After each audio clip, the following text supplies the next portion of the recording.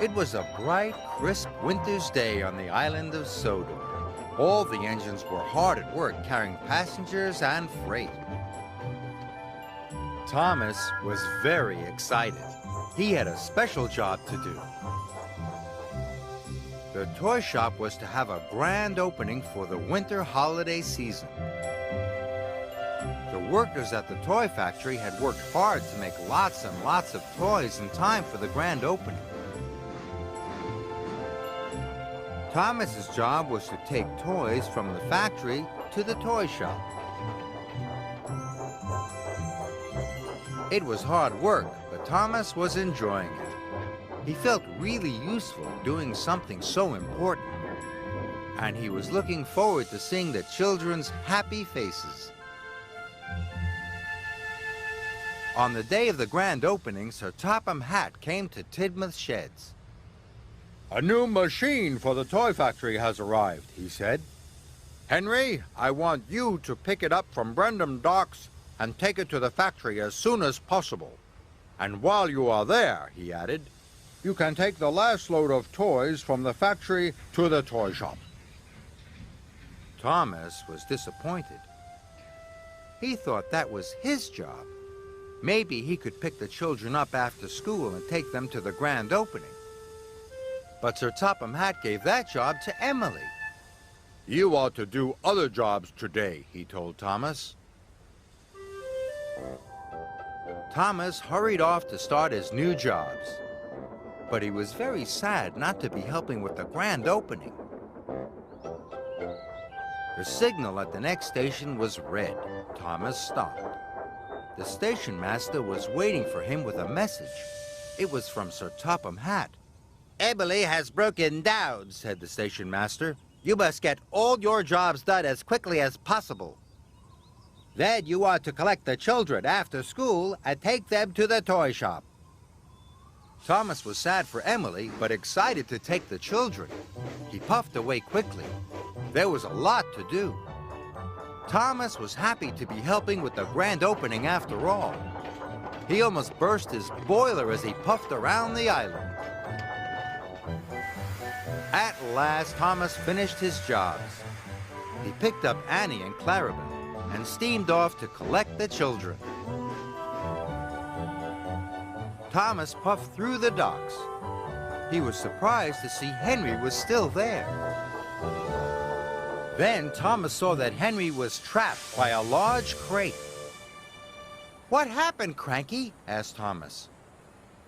"That crate slipped off my hook," snapped Cranky crankily. Thomas was worried. Henry still had to collect the last load of toys from the factory for the toy shop. "What if the toys arrive late for the grand opening?" wished Thomas. "The children will be very disappointed." "I'll go as soon as the line's clear," puffed Henry. "I know," puffed Thomas excitedly. "I can collect the toys from the factory. Then I'll pick up the children." "You won't be able to pull all the cars of toys as well as Addie and Clarabel," said Henry. "Don't worry," Thomas whistled. "I can do it." And he puffed quickly away. There was very little time left before the grand opening. Got to hurry, puffed Thomas. "Doing our best, chanted Annie and Clarabel.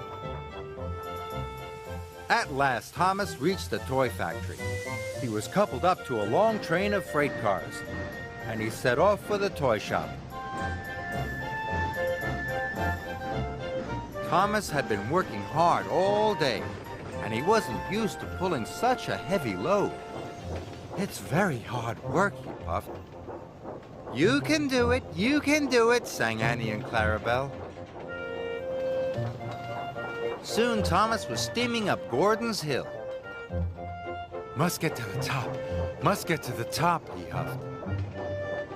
But he went slower and slower and slower, until eventually he stopped altogether. "I have to go on," wished Thomas, but he wasn't strong enough. The train started to pull Thomas backwards down the hill. He applied his brakes, but it didn't help. He slid all the way to the bottom. Thomas was very upset. "I've let everyone down," he puffed sadly, "especially the children." Just then, he heard another engine coming. It was Henry. The workmen had cleared the line at the docks. "What's the matter, Thomas?" Henry asked. Thomas told him. "You were right, Henry," he said unhappily. "This load was too heavy for me. I should have listened to you. And now I know I need your help." "What can I do?" chuffed Henry. "You take the freight cars to the toy shop," whistled Thomas, "and I'll pick up the children. But we must hurry." Henry chuffed as fast as he could to the toy shop. Thomas puffed around the island as fast as he could. The children cheered when they saw him coming. "You won't be late," he whistled as he steamed from station to station. And they weren't. Thomas arrived just in time for the grand opening. It was a magical sight. There were colored lights, balloons, and lots of toys. Sir Topham Hatt declared the toy shop open for the winter holiday season. Everybody cheered. Thomas was so pleased to see the children's happy faces. "You were right, Henry," Thomas tooted. "In future, I shall leave pulling the heavy loads to you."